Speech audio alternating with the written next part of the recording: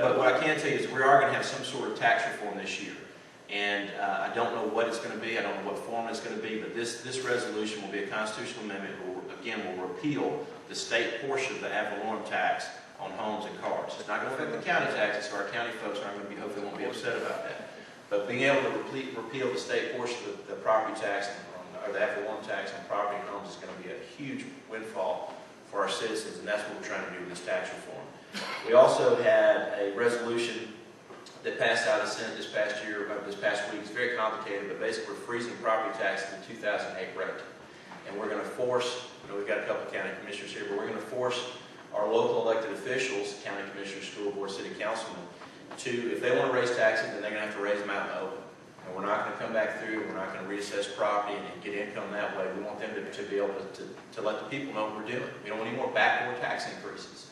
And we've taken a lot of heat for that from the Association of County Commissioners and the Georgia Municipal Association. We feel like it's the right thing to do. We've got to have some sort of tax relief in this state, and that's what we're pushing for.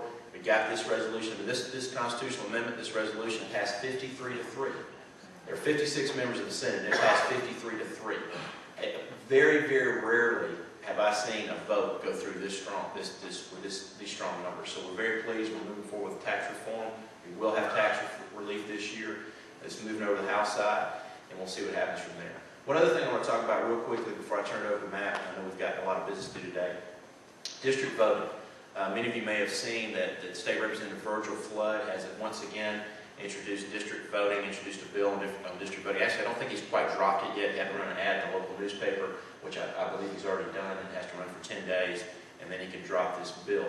And I understand that he's about to drop this bill. And again, what the bill does is it creates our county commission.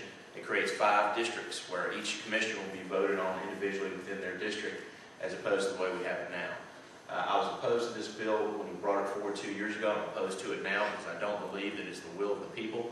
And let me back up. Philosophically, I've got a problem on the state level with telling our county commission what they can and cannot do, and mandating what they must do. And in my opinion, that's exactly what this does. So the way, just so you know, from an education standpoint, the way the rules are set up in the House and the Senate is very similar. Any type of local legislation that comes through either chamber, the majority of the representatives who represent that particular county have to agree before local legislation moves forward. And I'll just give you an example because it's a little bit easier to understand what I just said. In the House, we have more Democratic state reps than we have Republican state reps representing Fayette County. We've got 3 Democratic state reps, although only one of them lives in the county, representing Fayette County. And we've got 2 Republican state reps, Matt Ramsey and John Yates, who lives in Spalding County. So Matt and John are outnumbered 3-2. So the likelihood of local legislation, even if it's introduced by Virgil Flood or Bert Abdul Salam or Darrell Jordan, the likelihood of that legislation moving through the House is pretty good. It's pretty strong. However, once it gets to the Senate, again, we have the same situation where we have 2 state senators, Senator C from Clayton County, Valencia, and myself. And we have to agree, obviously, since we've only got 2, we have to agree unanimously before local legislation will move forward.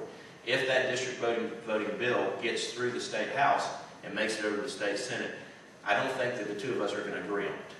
So I think that that's probably where we're going to be on that issue if it indeed comes forward. But I want you to pay close attention to it and see what's going on. And again, you know, I don't believe, unless you folks and everyone else in my district tell me otherwise, I don't believe it's the will of the people to change our voting from the way we've got it now for our county commissioners and district voting. I mean, people are moving into Fayette County. They're moving out of other counties to move into Fayette County because of our school system, the standard of living. I think a lot of that has to do with our county commission, past and present, and the wonderful job that they've done in representing our county and building our county up to where it is now. And again, I just don't think that we as state legislators should be mandating what the county commission should do, or the city council should do, or the state board, or the board of education should do. So that's where we're on that. That's a real quick, hopefully quick, update on some of the things that we've done and some of the things that will be coming up. I'll be sticking around, hanging around for a while. I'll be happy to answer any questions anyone may have. And again, the main thing I want to do is thank you all for participating in the process. Thank you for coming out today. I know it's not easy, particularly on a beautiful Saturday morning, to come out and do this, but thank you so much because you're what it's all about. And we wouldn't be able to do what we do without the support of people like you. And thank you for sending me to represent you in the state Senate. Hope you have a wonderful